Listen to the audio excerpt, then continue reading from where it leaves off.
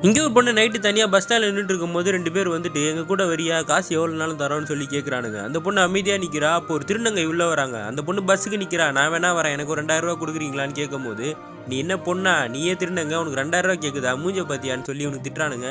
அப்ப அந்த பொண்ணு சொல்றா, "இதுக்கு மேல இங்க நின்னீங்கன்னா போலீஸுக்கு ஃபோன் பண்ணுவேன்னோன" இவனுங்களும் பயந்துட்டு அங்கருந்து போயிடுறானுங்க. அந்த திருநங்கை கிட்ட அந்த பொண்ணு கேட்குறா, "இவ்வளோ கேவலமா பேசுறானுங்க. நீங்க சும்மா இருக்கீங்களேன்னு. எப்பயுமே நான் இந்த மாரி தான் பேசுவாங்க. எனக்கு அது பிரச்சனை இல்லன்னு. கடைசி பஸ் போயிடுச்சும்மா. நீ ஏன் இங்கேயே உட்காந்துக்கிட்டு இருக்க? ஏதாவது கார் புக் பண்ணு. நான் அதுவரைக்கும் உன் கூட இருக்கேன்" அப்படின்னு அவங்க சொல்றாங்க. அப்ப அந்த பொண்ணு கேட்குறா, "உங்களுக்கு வீடுலாம் இல்லையா? இந்த மாரி தொழில் பண்றீங்களே, அவங்க வீட்ல எதுவும் பிரச்சனைலாம் சொல்ல மாட்டாங்களான்னு?" கேட்டா, "எனக்கு வீடுலாம் இல்லம்மா. நான் இந்த மாரி மாறுறேன்னு தெரிஞ்ச உடனேயே நான் வீட்ட விட்டு வெளிய வந்துட்டேன்னு" அவங்க சொல்றாங்க. அப்ப அவங்க சொல்றாங்க, "வீட்ல இந்த மாரி என் உடம்புல மாறுதல் அடையுதுன்னோன, ஒரு நாள் எங்க அப்பா சொல்லிட்டாரு.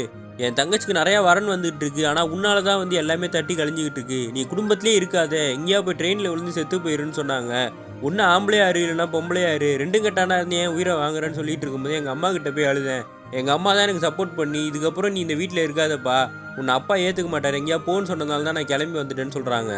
இதெல்லாம் கேட்டு அந்த பொண்ணு சொல்றா, "இதுக்கு ஏதாவது வேலைக்கு போலாம்ல. இந்த தொழில் ஏன் பார்க்குறீங்கன்னு?" கேட்டா, "வேலைக்கெல்லாம் போணும்னா ஒண்ணு ஆம்பளையா இருக்கணும், இல்லன்னா பொண்ணா இருக்கணும். எனக்கெல்லாம் வேலை தரமாட்டாங்க. அதனால தான் நான் இப்படி பண்ணிட்டு இருக்கேன். ஒரு தடவ இப்படிதான் ஒரு ஆளு ரூ. 2000 தரேன்னு சொல்லிட்டு ரூ. 1000 தான் தந்தான். ஏன்டா இந்த மாரி தரேன்னு கேட்டதுக்கு, நீ என்ன பொண்ணா? உனக்கு இவ்வளோ குடுத்தா போதும். அதுக்கு நான் பொண்ணுங்கிட்டயே போயிருப்பனேன்னு" சொல்லி கேட்டான். இதெல்லாம் உங்க வீட்ல பேசுறான்னு சொன்னதுக்கு என்ன போட்டு அடிச்சுட்டான்னு சொல்லி அழுதுகிட்டு இருக்காங்க. அவங்க சொல்றாங்க, "எல்லாருமே எங்கள அருவருப்பா தான் பார்க்குறாங்க. சின்ன பசங்களுக்கெல்லாம் எங்கள பார்த்தா ரொம்ப பயம். இந்த தொழில விட்டா வேற தொழில்லாம் எங்களுக்கு கிடையாது. பாசமா பார்க்கறதுக்குலாம் ஆள் இல்லம்மா. எங்கள ஏத்துக்கலனாலும் பரவால்ல. அட்லீஸ்ட் எங்கள துன்புறுத்தாமவாது இருக்கலாம். அதுவும் யாரும் பண்ண மாட்றாங்க.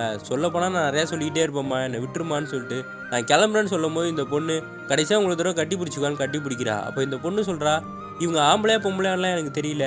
ஆனா இந்த இடத்துல என்ன காப்பாத்துனாங்களே, என்ன பொறுத்தவரைக்கும் இவங்க பொம்பள தான்னு" சொல்லி.